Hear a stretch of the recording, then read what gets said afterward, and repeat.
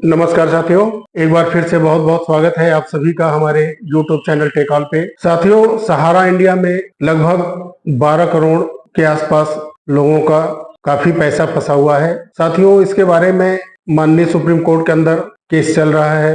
वर्तमान में भारत के अंदर, अपने देश के अंदर लोकसभा चुनाव चल रहा है। ऐसे समय में जबकि केस सुप्रीम कोर्ट के पास है, सहारा निवेशकों का पैसा वापस करना है, इसके लिए कुछ फंड माननीय सुप्रीम कोर्ट के आदेश पे सेबी के द्वारा सरकार के पास है, जिसमें कुछ पैसा उन्होंने दिया है और अमाउंट को बढ़ाया गया है। जो 10,000 तक था वो 1 लाख रुपए तक किया गया और जो लगभग 20,000 रुपए तक था उसको बढ़ा के 5 लाख रुपए किया गया। इसमें इस समय वर्तमान में काफी दलों द्वारा, राजनीतिक पार्टियों के अध्यक्ष द्वारा, बड़े बड़े नेताओं द्वारा सहारा उपनिवेशकों को लुभाने के लिए जगह जगह अपना प्रेस कॉन्फ्रेंस के जरिए, चुनावी मंच के जरिए लगभग पक्ष विपक्ष दोनों तरफ से वादा किया जा रहा है कि सहारा का एक एक पैसा वापस किया जाएगा चुनाव के बाद। साथियों, चुनाव का समय है।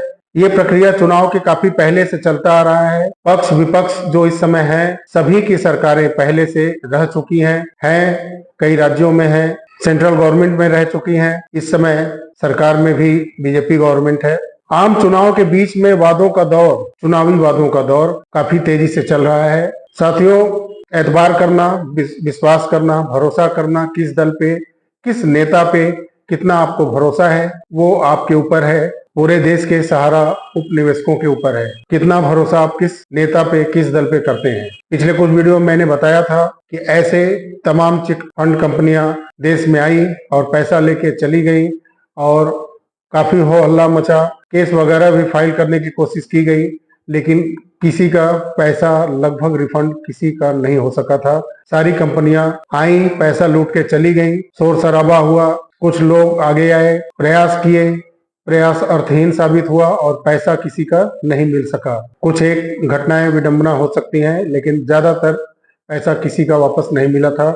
एक सहारा इंडिया का है जो माननीय सुप्रीम कोर्ट के देखरेख में है और उम्मीद है कि पैसा मिलेगा।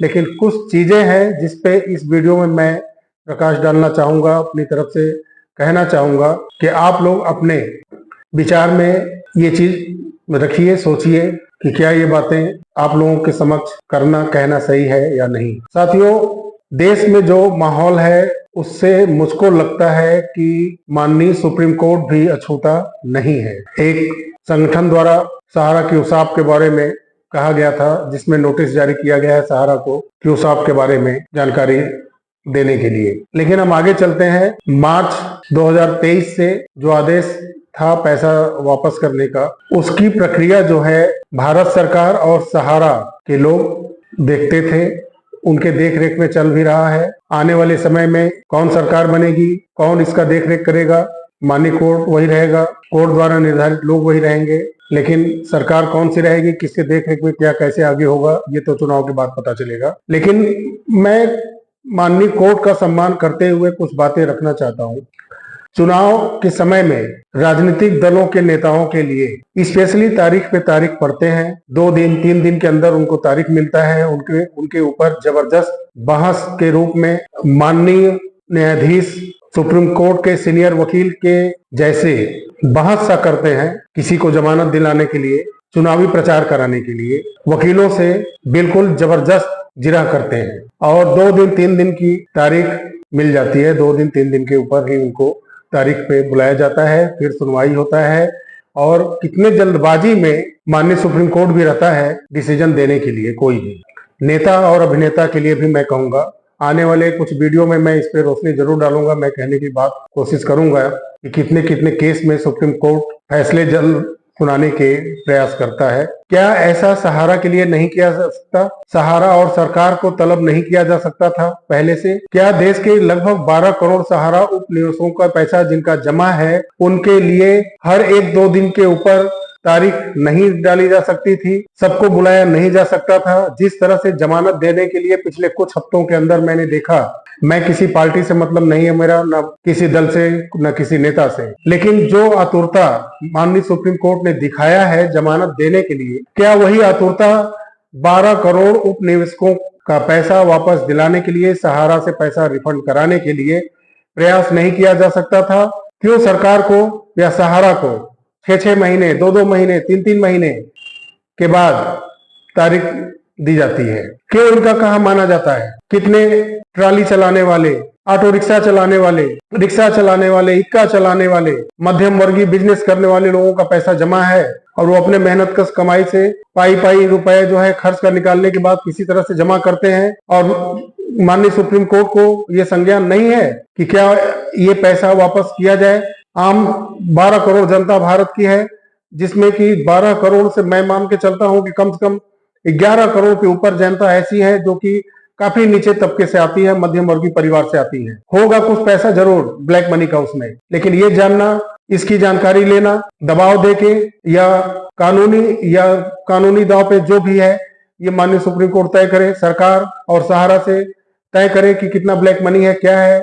30,000 करोड़ तक सुनने में आता है कि 30,000 करोड़ के आसपास में ब्लैक मनी है। ये जानना, पहचानना ऐसे लोगों को, ये सरकार, सुप्रीम कोर्ट, इन लोगों का काम है। लेकिन जिन गरीबों का पैसा, मेहनत कश मजदूरी का पैसा अपने भविष्य को, अपने बच्चों के भविष्य को सुधारने के लिए जमा किया गया था, उनके लिए हर एक दिन या सप्ताह में 5 दिन, 4 दिन सुनवाई नहीं हो सकती है।